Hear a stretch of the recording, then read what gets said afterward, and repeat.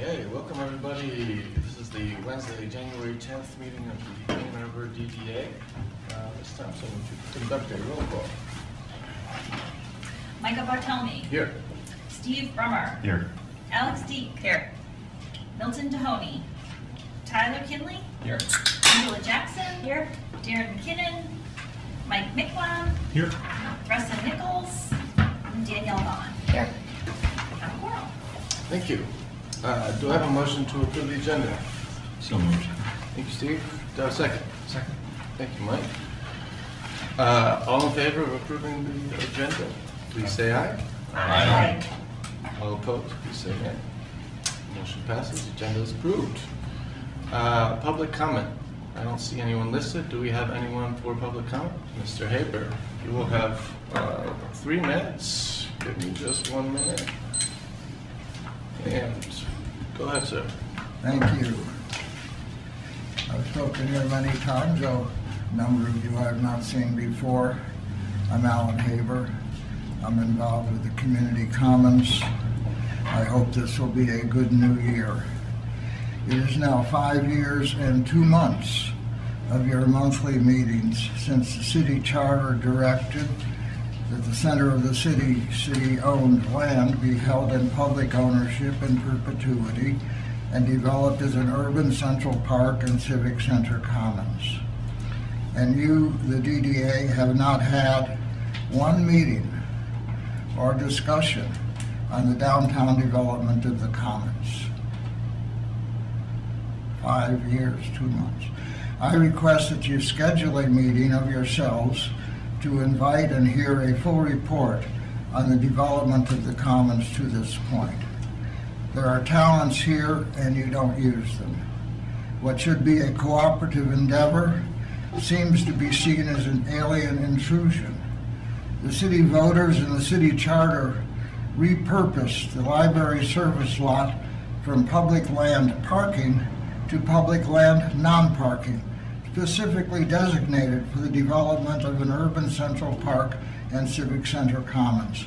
How on earth are you still parking cars there 5 years and 3 directors since it was repurposed?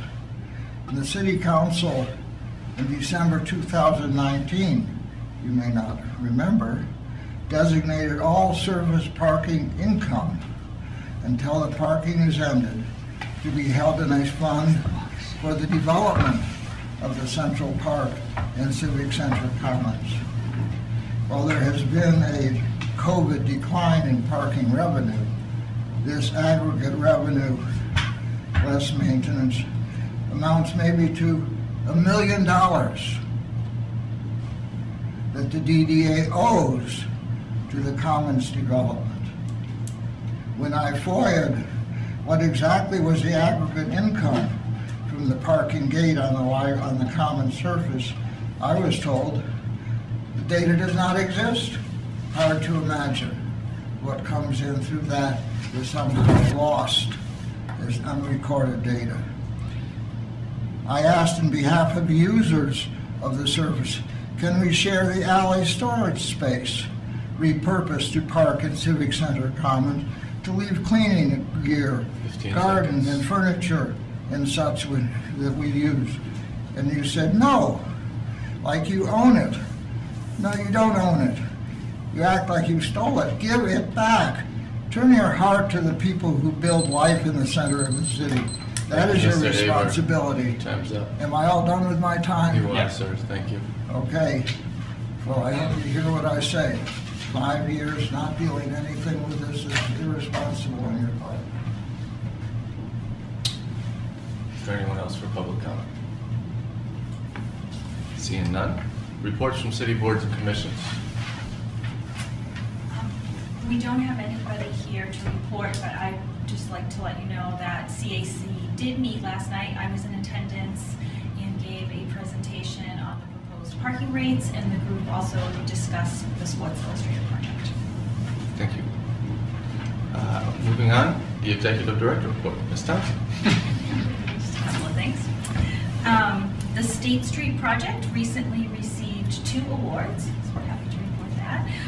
our region of the Michigan chapter of the American Public Works Association named the State Street Project the 2023 Project of the Year. And the Michigan Concrete Association selected the State Street Project as the winner of the paving in the downtown street / special innovations category. So we're very pleased to report that. And the only other thing I want to mention is that on Monday, the DDA finally made the transition to city IT services. This is something that we've been working on since the last time I was interim. Things on Monday went really smooth thanks to Kelly and the awesome team at City IT. We're still working out some kinks. However, in February, all of your board materials will now be posted on Legistar, just like all other boards and commissions. So we will be consistent with other boards and commissions. So that's all I have. Thank you, Ms. Thompson. DDA member communications. Do we have any communications from DDA members? Seeing none, we'll move to consent agenda. Do I have a motion to approve the consent agenda? So moved. Thank you, Steve. Do I have a second? Thank you, Mike. All in favor of approving the consent agenda, please say aye. Aye. All opposed, please say nay. Consent agenda is approved. Next up, we have special business and reports. We have Daniel Merritt and Daniel Clark from Riemann here today to present the FY 2023 DDA audit. In your packet, you'll find the audited financial statements and the audit letter. After the presentation, the board will vote to accept the FY 23 audit. Daniel and Daniel.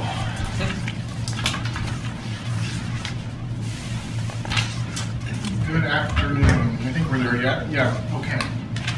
Well, thank you for having us today. You would have received this, I don't know if it was in the packet as well, but a hard copy was provided for you to follow along today. So we are presenting on the June 30th, 2023 financial statements. You'll look on this slide here. These are the things we're going to go over today. So go to slide 3. So my name is Daniel Clark. I am signing principal. This is our second year on your audit engagement. Dan Merritt was the senior manager similar to last year, and then Shelby Bailey was the staff again this year in their audit. Go to the next slide.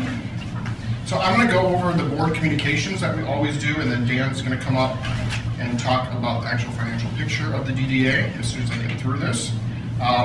Please stop me with any questions, or Dan, as we go through this, or we can answer questions at the end if that's more appropriate. So first and foremost, I wanted to state that we did provide an unmodified or a clean opinion on your June 30th, 2023 financial statements. So these are due to the state treasury by 6 months after year end, so by December 31st. These were provided to them timely, and we did provide a clean opinion. So exactly what you would be looking for as far as from an opinion standpoint and a timing standpoint. These are also included in the city's financials, so you are a component unit of the city. So these are also included as a line item in the financials that are submitted by the city as well. So number 2, we are asked to communicate any new accounting pronouncements that were implemented during the year. So in fiscal year 23, GASB, which stands for Government Accounting Standards Board, number 96, was required to be implemented related to SPITA, so just all kinds of acronyms here. It stands for Subscription-Based Internet Technology Arrangements, so that's a mouthful. We did assess and review the DDA's records to make sure that none of these were applicable or material, because if they either weren't applicable or material, they didn't have to be reported. So there were none that reached that materiality threshold. So there would be no significant changes to how your financials were presented last year compared to this year. We are asked to assess and your accounting estimates. Those things would be how your compensated absences are calculated and any allowance on potential uncollectible accounts receivable. We assess those and deem those all to be reasonable. Happy to state too, number 4 and 5, we encounter no difficulties during the audit. So all questions we asked were answered, all documentation we requested was provided on a timely basis. And I will state number 5 and 6 speaks to that. We had no material misstatements that were noted, so the documents and the numbers that were provided to us were clean. We didn't have to make any adjustments as part of the audit process. which speaks to the high integrity of the records and the controls that happen here at DDA. Just management and Sarah and her team do a fantastic job making sure that they're ready for the audit to make it a very smooth one. So thank you to Sarah and her team. And then happy to state there were no material weaknesses or significant deficiencies noted, so no findings. We do like to present potential management letters, so areas of improvement.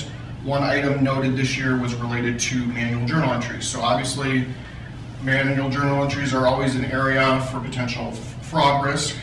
So we do review a selection of journal entries, make sure that obviously they're appropriately booked, make sure they're completed and reviewed by a separate individual. So there were a couple instances, although the journal entry was appropriate, there was no issue with the journal entry. It just was not, there wasn't a secondary approval on it. So we just recommend in all cases, if you're gonna have manual journal entries, make sure you have a preparer and a reviewer separate, just for segregation of duties. Again, there was no issue noted on those entries, just that process needs to be followed. So outside of that, those were the only board communications. Any questions on that before I have Dan come up?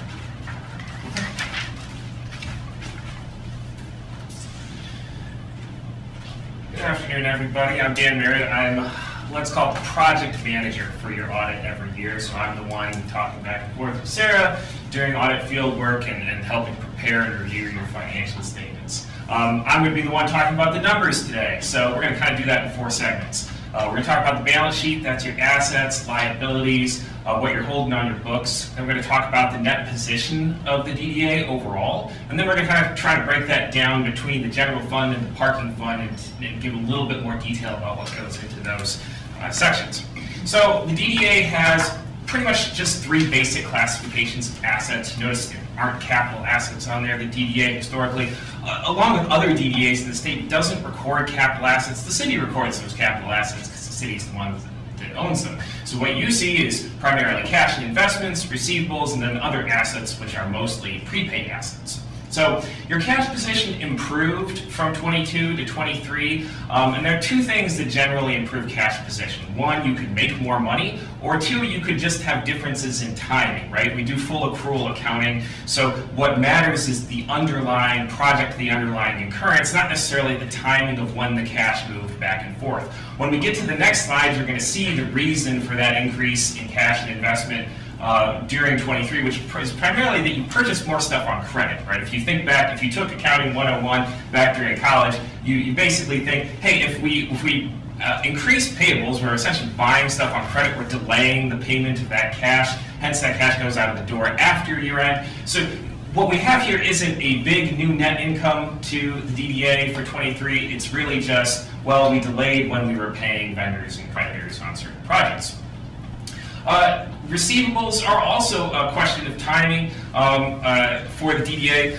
One of the things that happened during 23 that made receivables a little bit higher is that you switched from RPS to PCI, and RPS and PCI handle sort of the cash deposits. The DDA gets back and forth differently. For instance, they use their own separate account instead of putting the cash directly into your accounts. So really we're just moving the assets back and forth between classifications as it doesn't go directly to your cash account. It goes to their cash account and then they pay you later, so you have a receivable on your books for that money that they're holding on to. You also notice your other assets went down. Again, that's prepaid amounts, and that's deposits held on hand primarily. Again, you switched from RPS to PCI at the end of 22, and you had a deposit on hand with RPS and one with PCI at the end of 22. Then by the time you got to the end of 23, you'd gotten that deposit back from RPS and just had the one on hand with PCI. So again, we're just timing of moving cash around here. So let's go to the next slide. Liabilities, again, you'll see what I was talking about in cash there. If you were to sort of like do the net math between what's happening in receivables and what's happening in cash, that's pretty much what drives that change in AP and other liabilities. Again, you delay payment to vendors by increasing trade payables, you end up with slightly more cash. That's going to kind of balance out during 2024 with other factors held even.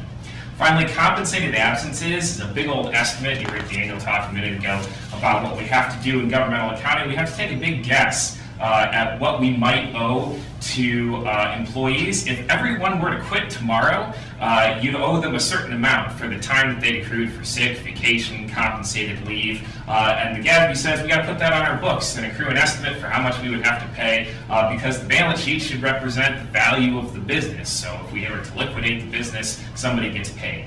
That's what that is. That $56,000 change really for the DDA as a whole is pretty immaterial. It's just normal fluctuation around the mean and mostly means that people accrued additional vacation time and haven't taken it yet. So hopefully everyone gets to take more vacation in 2024. All right, let's go next slide. Now we're getting down into talking about net position government-wide. Really what this means for the DDA is you add up the two funds together, and that's everything, right? It's all the long-term stuff, too, that you don't have a ton of long-term stuff. You can see that the net trend, if we were to fix a trend line to this, like in stats analysis, we would see that it's really going up. Of course, we've held pretty consistent between 22 and 23, so really almost no change materially overall, but in the last 5-6 years, net position has increased significantly. So the DDA has more money than they did 5 years ago by a fair portion, almost $10 million.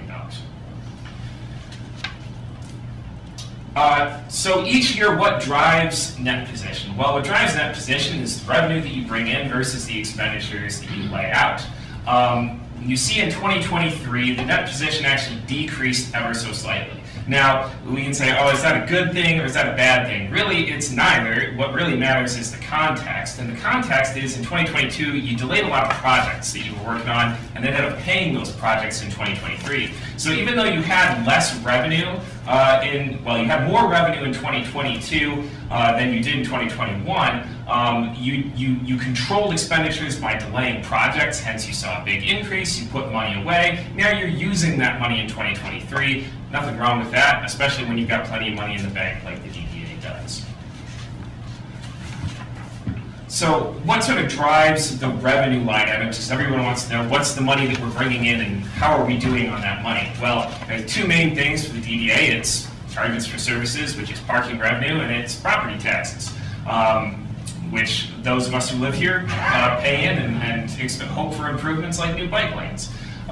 So property taxes, this line is pretty much the same as the city's line. Property tax values go up ever so slightly. The levies stay just about the same. Ann Arbor hasn't seen huge increases in operating levies in the last couple of years. So as property tax values go up, we see slightly more revenue over the last 5 years. Nothing unusual there.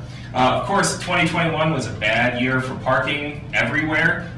Nobody came out during COVID, so you saw revenue go way down. I mean, I think everyone was concerned about revenue if it related to a charge for service. The DDA was probably more affected than most other governments by COVID, specifically because your revenue is dependent on the activity of individuals going out and being in person. Lots of other governments are primarily funded by property taxes. That's sort of your second major revenue source. So you took a bigger hit in 2021 than many other governmental organizations did. But it's really rebounded. In fact, 2022 was quite a good year, and we see some flattening out in 2023. I'm not a parking analyst, but I think you're probably going to see a lot of flattening in parking services. Deloitte puts out a report every year on parking and parking transit. And then in coordination with Status, that is a major purveyor of stats when it comes to the economics of different businesses. They said in 2017 there's an $11.7 billion parking industry, and in 2024 they think there's going to be an $11.7 billion parking industry. So everyone took a dip. They think it's coming back to normal. I don't think you're going to see a big increase in parking revenue over the next couple of years. If anything, it's probably going to be pretty flat. That's just my take, though. So, breaking it down a little bit between general fund and parking fund, your general fund's primarily funded by property taxes. So as long as property taxes stay in good position, your general fund revenue is going to be pretty solid. Your general fund expenditures are mostly driven by what projects do you choose to take on. You took on more projects in 2023, hence you ate into a chunk of that fund balance. Now, again, we said earlier, is eating fund balance a good thing or a bad thing? Let's go next slide, because I think it really depends more on context. This is your fund balance in your general fund over the last 5 or 6 years. You can see that from 2018 to 2022, it just went up, up, up, up, which is great, except that governments exist to provide services to constituents, so at some point you've got to spend that money. So what happens in 2023, you spent some of that money, you still have plenty of fund balance. There's nothing concerning here or problematic. Unassigned fund balance is just a measure of fund balance less what's non-spendable, because it's sitting on hand for prepaid amounts. So that amount is always going to trail a little bit. That's the stuff that you can truly control. You can truly spend however you want. The stuff that's non-spendable is kind of sitting around in prepaid items. So we see good trend here, and then a little bit of spending, but no problems. General fund coverage ratio is, I think, one of the better slides to think about when it comes to the financial performance of any government. The GFOA recommends that you have about 2 months of fund balance, i.e. that you could put away in your fund balance enough expenditures to cover at least 2 months of operation. You guys are way above that. I mean, like 5 times that. So the fact that you went from 14 months of fund balance coverage to 8 months of fund balance coverage really isn't a concern. Again, if you look in the last 6 years, you're just fluctuating around the means. So some years you make money, some years you spend money. It's just about timing of projects. There's no concern about how much you have left in the bank. And then finally, just looking at the parking fund, again, you can see that big trend dip, and where you lost money was, of course, in 2021, and you see good recovery of that in 2022 and in 2023. Let's go next slide. And let's actually just skip this one, because we already talked about what total fund balance versus committed means. We can see that the coverage ratio just continues to go up. So, like, the perspective on this, right, is that if you're above 2 months, you're probably in decent financial shape. You're up to 11 months. That's great, because it means you have a lot of flexibility. You can decide what you want to do. You got plenty to put away to deal with projects coming in the future. You've consistently made money over the last 5 to 6 years. You're in no dire financial straits when it comes to the parking fund. Finally, just thinking about what might change next year that would cause Sarah more work. GASB 100 hopefully will not apply to any of Daniel and I's clients, because it's all about what to do if you screwed something up in the past. So the GASB came out with some new directions on, hey, here's what you have to disclose if you made an error and we now have to correct it. Hopefully that's not applicable to you guys or anybody else that we work with. GASB 101, if you remember back on like slide 4, we talked about that compensated absence number. They're going to change how we calculate it. Basically, instead of saying the amount should be based on what you owe to people if they were to quit, they should now say it should be based on anything that anyone gets, i.e. if you could take it, if you could pay it out, if you could use it in any type of way. So that number is probably going to increase some, and Sarah's going to have to do some extra work doing some analysis. Not a huge change like some of the other accounting standards that have come out recently. And I think that's the rest of our presentation, but I'm more than happy to answer any questions you guys might have. Yeah? Not a question, thank you, but do you, can you produce that Deloitte report that you were talking about, that annual sure. one? I know it's not you guys, but could we have it? Yeah, sure. I've got a copy of it. I'll send it to Sarah, and she can share it with you guys.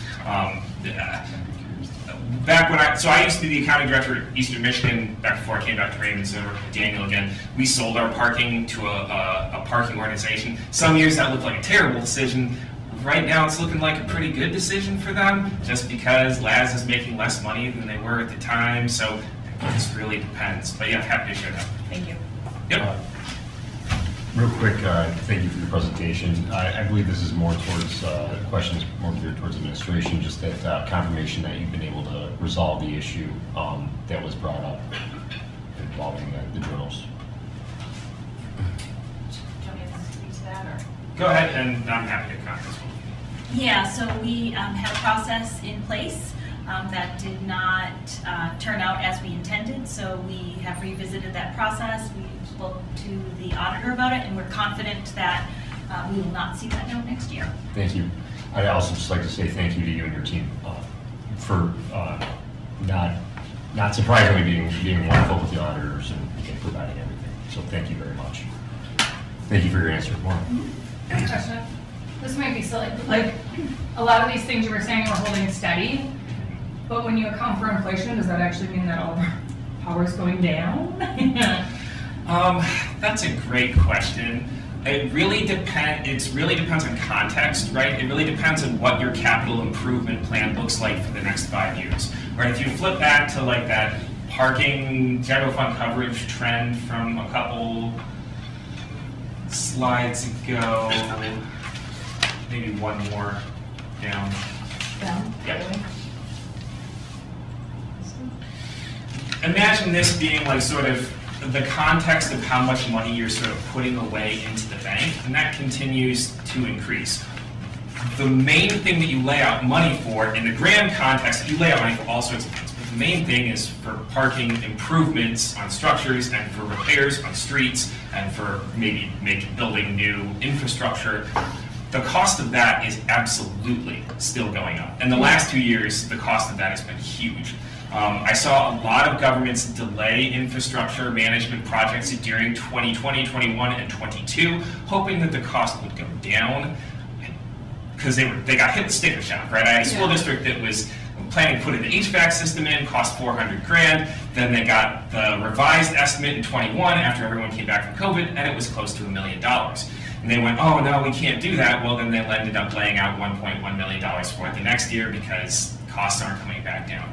So the answer is sort of yes, and it's going to impact everybody. It would be more of a concern for you if you didn't have such a strong revenue base and such a strong fund balance in that position. So yes, but you've got the money to cover it. Yeah, I'm just thinking about the optics. I think sometimes as our ability to create change is kind of behind the scenes going down because these projects are costing more and more Yes. money because of what we've seen in inflation. But then from the public's view, it's like, well, all your money's the same. What do you mean? Like, why can't you do more and more? So just making sure this group is being aware of that. You can do less with the same amount, for sure. I mean, the nice thing for a lot of municipalities is that revenue didn't tank during pandemic because revenue sources for cities and governments tend to be more stable than they are for privately held businesses, but the cost of doing business has absolutely increased across the board. So. Yeah, and as far as this calculation, it does calculate your most recent year of expenditures, so it does somewhat have that inflationary factor built into that because it's taking current year expenditures and comparing it to your fund balance. So it would be 2023 expenditures compared to what's in your fund balance as of 23, and that goes for each year. So I would say, yes, the dollar doesn't buy as much, but it is comparing to current expenditures. So yes, and Fair enough, yeah, no, okay. yes, yeah. Okay. Thanks, gentlemen. Yeah, Much thank you appreciated. all. Thank you.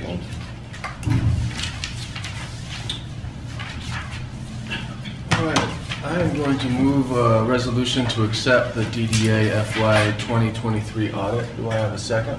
Second. Thank you, Steve. And that's any discussion ahead of voting? Just very appreciative of the team. Yeah, I second that. Sarah, thank you, and your team for another successful audit.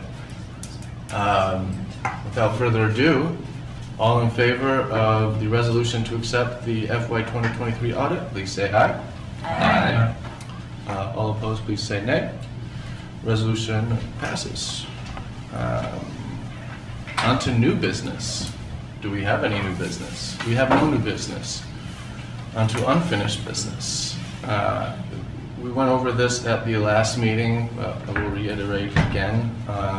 Next month, just prior to the board meeting, at the same time, so starting at noon, the board meeting will start directly afterwards. We are having the public hearing notice for the parking rate study. So that will take place on February 7th at noon. One does not need to sign up to speak at the public hearing, and one does not need to come to the public hearing to provide comment. Anyone wishing to provide feedback can do so by emailing or calling the DDA. The public hearing announcement, along with links to the proposed rate table, detailed information about the study, and contact information can be found on the homepage of the DDA website, a2dda.org. Great. no action required for the following communications. They are in your board packet. We do have some public correspondence to the DDA board and a staff report. Is available for your perusal at your leisure. Next up, we have public comment. Do we have anyone for public comment? Seeing none. Do I have a motion to adjourn? So moved. Thank you, Steve. Do I have a second? You can- Thank you, Teresa. All in favor of adjourning, please say aye. Aye. We are adjourned.